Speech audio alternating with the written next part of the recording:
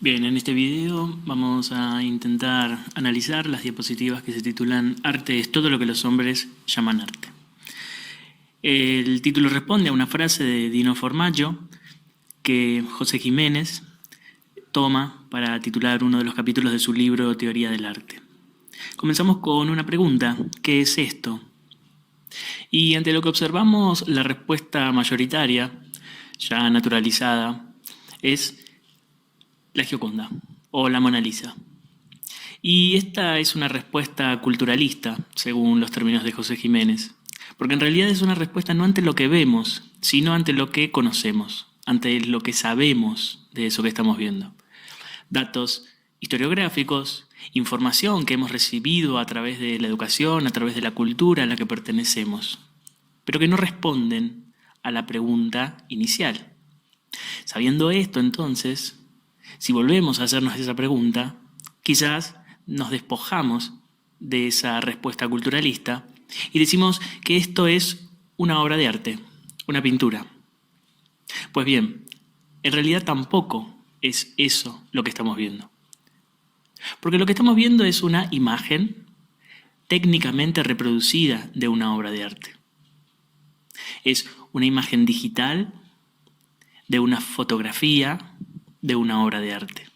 O sea, hay varios pasos entre la obra original y la imagen que estamos observando, que en última instancia son LEDs minúsculos que construyen esa imagen.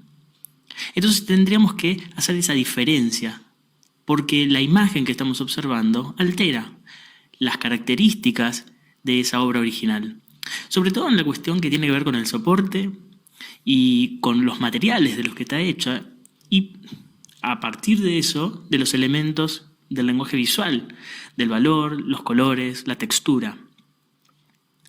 Hay que dejar bien en claro que en realidad la obra de arte original también es una imagen, pero una imagen con características diferentes de la imagen técnicamente reproducida. La confusión entre una cosa y la otra, en realidad, tiene que ver con la cultura en la que vivimos, que estamos bombardeados de imágenes, y que esto origina, esta cultura de la imagen en la que vivimos, origina que haya una superposición entre la experiencia que tenemos de las cosas con la experiencia de las imágenes tecnológicamente producidas de las cosas. Una superposición entre lo real y lo virtual también. Un debate que es mucho más frecuente en lo contemporáneo. ¿Por qué elegimos a la Gioconda? Bueno, la Gioconda es una de las obras, o la obra más reproducida en Occidente, y por eso también la más reconocida. Si bien cuando analizamos su historia tiene una carga importante ya desde los primeros años de su origen, en realidad su mayor fortaleza a nivel de conocimiento se da a partir de su robo. El robo, más allá de lo anecdótico, nos sirve para analizar el contexto, porque es sumamente importante que ese robo se produzca a principios del siglo XX, cuando ya estaban dadas las condiciones para poder reproducir técnicamente las imágenes, a nivel masivo, claramente.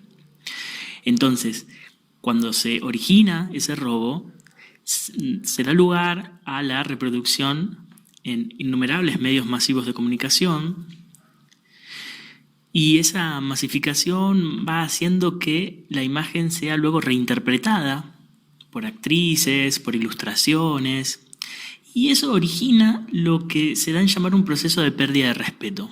Si hay una valoración, veneración de las obras de arte que se resquebraja en este momento histórico cuando se empiezan a reproducir masivamente. Porque es lógico, cuando hay un original único e irrepetible que no se puede reproducir, claramente se lo venera de una manera, y cuando esa misma imagen se puede reproducir hasta el hartazgo, claramente a esas reproducciones, a esas copias, no se les tiene el mismo respeto. Sin embargo, cuando nosotros superponemos el original a la reproducción, la pérdida de respeto también se traslada. Y eso es lo que se observa en las diferentes imágenes que se reproducen a lo largo de los años cuando cuando el original estaba perdido. Y lo que ocurre también es que esas reproducciones empiezan a circular por canales que antes no circulaban. Pensemos que la obra de arte tradicional circulaba únicamente en museos y galerías, y ahora esta reproducción circula en medios masivos de comunicación, en las casas de la gente, en la calle. Podemos establecer algunas diferencias entre esta imagen obra maestra y la imagen técnicamente reproducida. Vuelvo a repetir, ¿no?, que la obra maestra también es una imagen, pero tiene ciertas características. Es un objeto venerable. Recordemos que esa veneración la hereda de las imágenes religiosas, y el ámbito eclesiástico transmite esa veneración hacia el ámbito museístico. Es un objeto distante, ¿sí? Hay que mantener una distancia. Esa distancia implica un respeto, una veneración, una adoración, y pertenece a la alta cultura. Recordemos que hay una limitación de clase.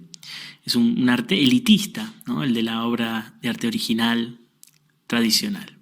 La imagen, por otro lado, es un objeto cotidiano, ¿sí? No es un objeto venerable, es un objeto del día a día, y de hecho se puede tirar, se puede romper. Es un objeto cercano, lo puedo manipular, lo puedo tocar, y es parte de la cultura popular. Está en la calle, está en los medios masivos de comunicación. Esta posibilidad solo es posible en este momento histórico. Antes no estaban dados los medios técnicos para hacerlo. Solo es posible ahora, en este momento que Jiménez da en llamar la era de la reproducción técnica de la imagen, ¿sí?, retomando algunos escritos de Walter Benjamin.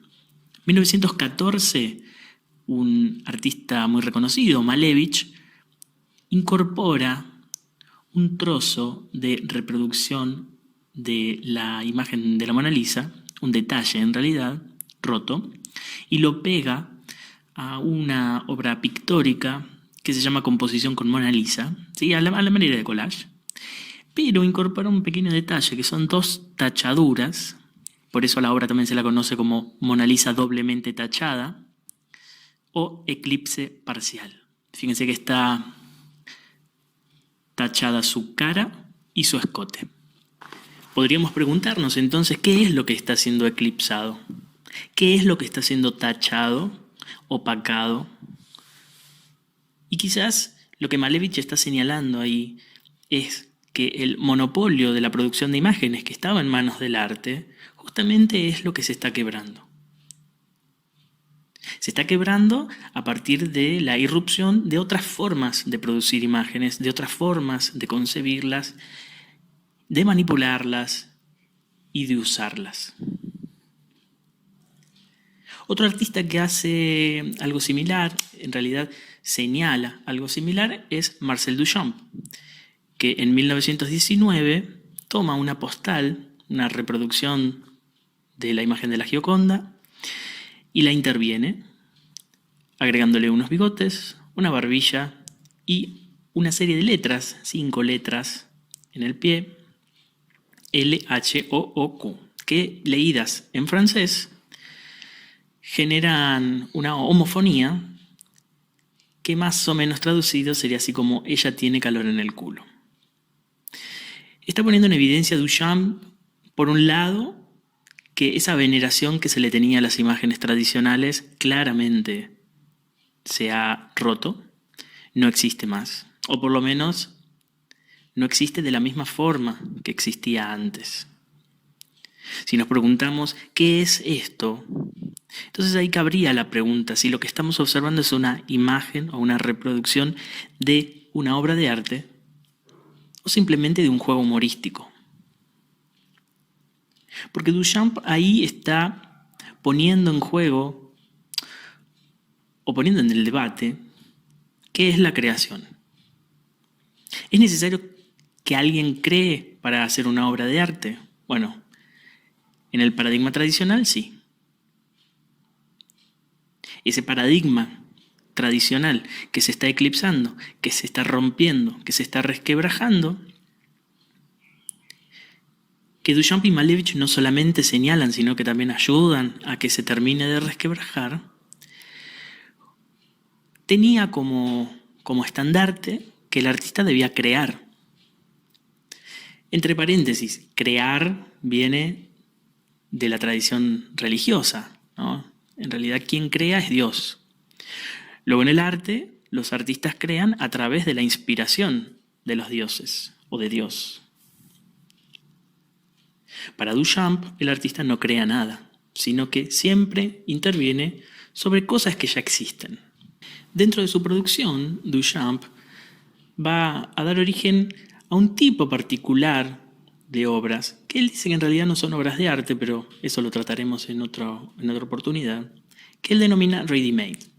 Ready-made significa algo ya hecho, listo. Básicamente lo que hace es tomar objetos manufacturados, quitarles de alguna forma su utilidad, descontextualizarlos y recontextualizarlos en un ámbito de apreciación estética. O sea, transformar un objeto de uso en un producto estético. Esto es lo que hace con rueda de bicicleta. Si a la banqueta, al taburete, le quita la posibilidad de que alguien se siente encima y esa rueda de bicicleta no va a rodar por ningún suelo. A ambos objetos juntos y dispuestos de esa manera, entonces pierden su uso, por lo tanto pierden su contexto, y él los coloca en un ámbito, en el museo, en la galería, en donde puedan ser percibidos como objeto estético. Algo parecido va a ser con el secador de botellas. Y cuando utiliza objetos manufacturados, también lo que está haciendo es poner en debate cuál es la función del artista. Porque el artista en ese caso no está creando materialmente el producto, sino lo que hace es reacomodarlo en función del concepto.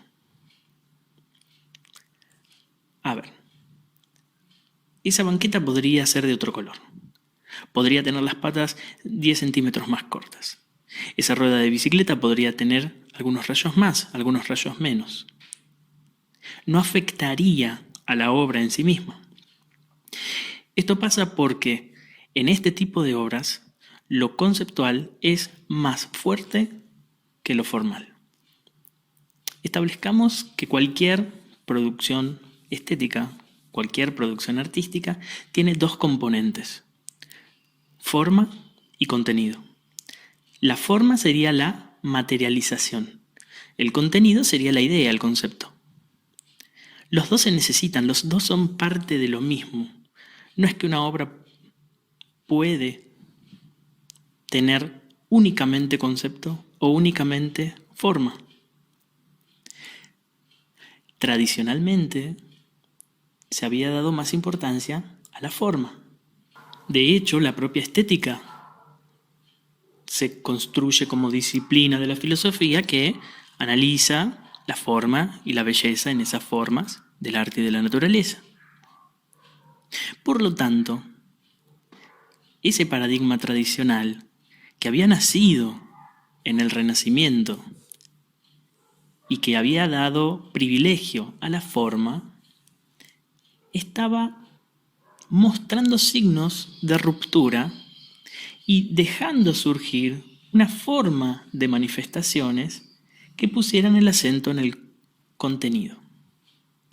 No va a ser entonces el análisis de lo sensible solamente de lo que se encargue la estética desde ahora, sino también de lo conceptual. Y hay que tener en claro que Duchamp realiza esto con una intencionalidad, y esa intencionalidad es cuestionar la imagen. Cuestionar ese paradigma tradicional que estaba vigente todavía. Si Malevich y Duchamp a principios del siglo XX comienzan con este cuestionamiento, la figura que en la década del 60 va a venir a terminar de derrumbar ese paradigma tradicional, según Jiménez, es Andy Warhol. Tenemos el ejemplo nuevamente con la Mona Lisa, en este caso con doble Mona Lisa de 1963, 4 Mona Lisas de 1963 también, y 30 son mejor que una del mismo año. Warhol, en definitiva, lo que hace es señalar nuevamente esta idea de la imagen desprendida de su origen, pero ahora sumándole las estrategias del marketing, de la publicidad, del consumo, con un capitalismo que ya ha llegado a desarrollos que no existían a principios del siglo XX. Y teniendo en cuenta además los cruces entre el campo del arte y de la comunicación. Esa imagen, entonces, técnicamente reproducida, se cruzó con el consumo. Y ese consumo no es más que una cadena del capitalismo en la que circulan diferentes estrategias, y parte de esas estrategias tienen que ver con el deseo y con la posesión, de generar deseos y generar posibilidades de poseer aquello que satisfaga esos deseos. Y en virtud de estas estrategias es que se piensa o se cruza al arte con el espectáculo y con el escándalo, que son propios de las sociedades de masas. En ese sentido, Jiménez analiza a Gunther von Hagens, un señor que con algunos socios descubrieron un método, una técnica de plastinación de los tejidos, y que él mismo dice hacer obras de arte y expone sus productos que son presentados en diferentes posiciones. Esas exposiciones se hacen siempre en lugares de circulación masiva. Por ejemplo, cuando vino a Argentina, su socio lo presentó en el Shopping Unicenter, en el Shopping Abasto, en Tecnópolis y en La Rural. Una de las características importantes que utiliza von Hagens en su método es que, tal como el arte contemporáneo, no representa formas, sino que presenta formas. Esto es sumamente importante porque entonces está usando una estrategia del arte contemporáneo. Es un tópico sumamente analizado y una de las características.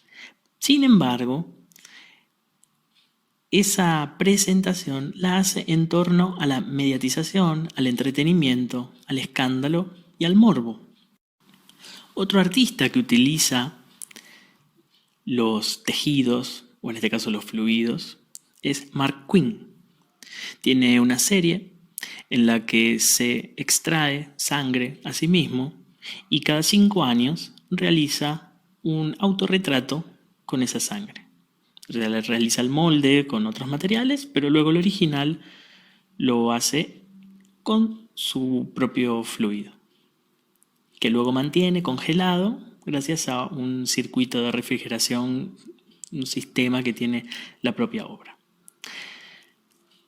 Dice Mark Quinn: en un sentido gracioso pienso que Self, la serie de cabezas congeladas, trata de la imposibilidad de la inmortalidad.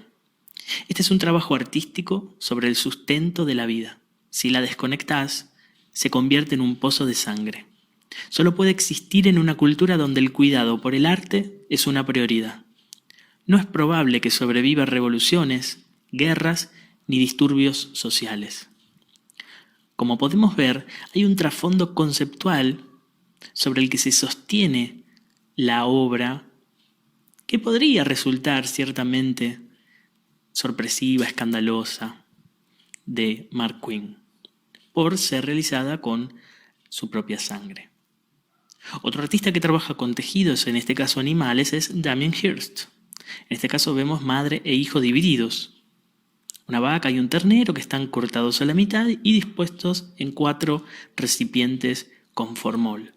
Lo mismo ocurre con El tiburón que observamos, de 1991, cuyo título es La imposibilidad física de la muerte en la mente de alguien vivo.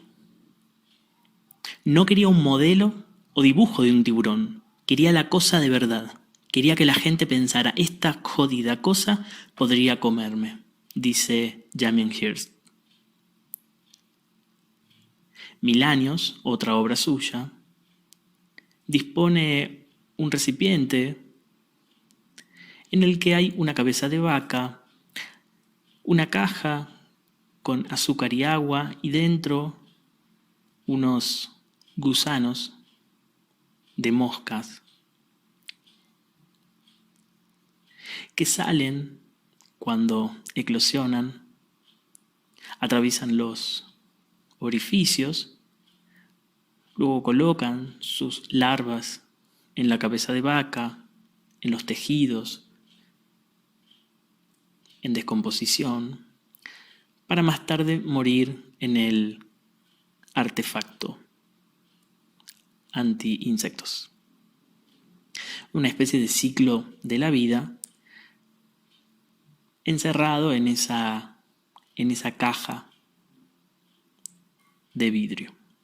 En todos los casos vemos cómo hay una pregunta, una intención de hacer pensar al espectador, de despertar su sensibilidad frente al adormecimiento en el que se encuentra, según Hirst, por el bombardeo de imágenes. Trabajar con lo real, presentando lo real y la crudeza de esa realidad para hacer pensar y cuestionar también la realidad en la que ese espectador vive. Los dos entonces trabajan con la presentación como estrategia, pero con un trasfondo conceptual. Volviendo a la pregunta inicial, podríamos decir, ¿qué es esto? ¿Es arte? ¿Es una obra? ¿Es una manifestación estética esto que observamos? Es un dispositivo para pensar, un dispositivo para descubrir. El concepto de arte, como vemos, es una construcción histórica y cultural. Lo que se ha entendido como arte a lo largo de la historia va siendo modificado, es cambiante. Ahora, eso no significa que no exista un concepto de arte hoy. Debe haberlo. Y por más que resulte una superficie mestiza, híbrida, por más que tenga que ver con una superposición de diferentes conceptos, tenemos que hacernos a la tarea de dilucidar ese concepto de arte. Esta tendencia a la presentación en lugar de la representación tiene que ver con la irrupción de lo que se reproduce tecnológicamente. Los artistas de las últimas décadas intentaron romper con el paradigma tradicional que se había basado en la representación, buscando posibilidades de lo irreproductible. Los cuerpos, los tejidos, los fluidos, es aquello que la tecnología no puede reproducir. Varios artistas podemos tomar como referencias anteriores. En 1961 tenemos a Piero Manzoni con Mierda de artista. Latas de conserva al natural producidas supuestamente por el mismo artista. Lo podríamos mencionar también a Cornelis con esta instalación performática en la que coloca 12 caballos vivos en una galería. Y también lo tenemos a Joseph Beuys con América me gusta y yo le gusto a América, una performance en la que convive con un coyote. Diversas posibilidades de retorno al ritual que se dan a partir de la década del 60, cuando está agotada una manera de producir arte a través de la representación y se busca entonces el camino de la presentación, utilizando el propio cuerpo, utilizando los fluidos, utilizando restos. Estas tendencias ponen en evidencia el narcisismo de la sociedad occidental contemporánea, ¿sí? Esa idea de problematizar y ponerse a sí mismo en primer lugar.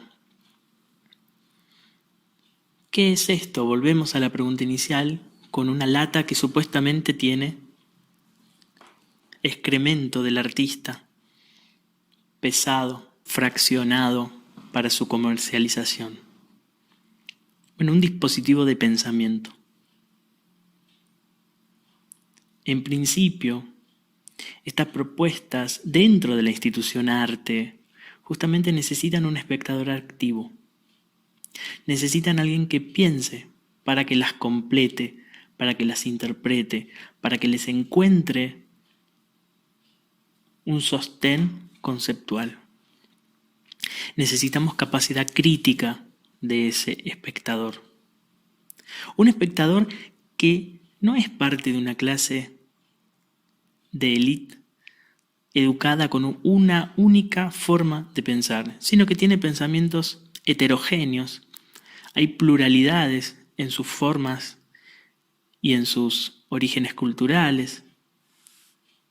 Entonces necesitamos que las propuestas no tengan un único significado, sino múltiples sentidos, siempre que haya una coherencia interna, conceptual y poética.